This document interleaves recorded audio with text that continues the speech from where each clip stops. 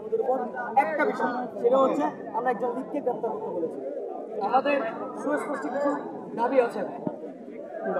আমাদের প্রথম দাবি এসপি সাইফুল ইসলাম শান্তু তাকে প্রত্যাহার করতে হবে। ওসি জাহেদ নূর এবং সেকেন্ড অফিসার আসাদ, এই দুইজনকে স্থায়ী বহিষ্কার করতে হবে। এই দুইজনের বিরুদ্ধে অসংখ্য এখানে অভিযোগের উপর অভিযোগ আছে। তারা লীগের পুনর্বাসনে তারা নিজেদেরকে সম্পৃক্ত রেখেছে এবং পুরো দেশব্যাপী আমরা দেখছি যে প্রশাসনের সাথে আওয়ামী লীগের সাথে ছাত্রলীগের সাথে তাদের একটা ইন্টার কানেকশন আছে।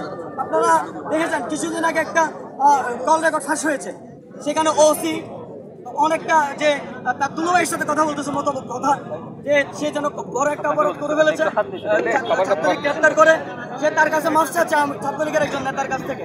তো প্রশাসনের মধ্যে আওয়ামী লীগ ছাত্রলীগ যুবলীগের সাথে যাদেরকে সম্পৃক্ত পাওয়া যাবে তাদেরকে ক্লোজ করতে হবে। আমাদের 3 নম্বর দাবি, আমরা বৈষম্য বিরোধী আন্দোলনের ব্যানারে বাংলাদেশে একটা সংস্কারের জন্য আন্দোলন করেছি।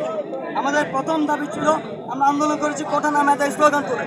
সেখান থেকে পরবর্তীতে ঘটনা পাবে আস্তে আস্তে আমরা হাসিনার বিরুদ্ধে এবং বাংলাদেশের বিদ্যমান ফ্যাসিস্ট যে কাঠামো আছে এটার বিরুদ্ধে আমরা এগিয়ে এসেছি, আমরা আন্দোলন করেছি এবং আমরা বারবার সংস্কার চেয়েছি। এই সংস্কারের জন্যই আমরা অন্তর্বর্তীকালীন সরকারকে দায়িত্ব দিয়েছি।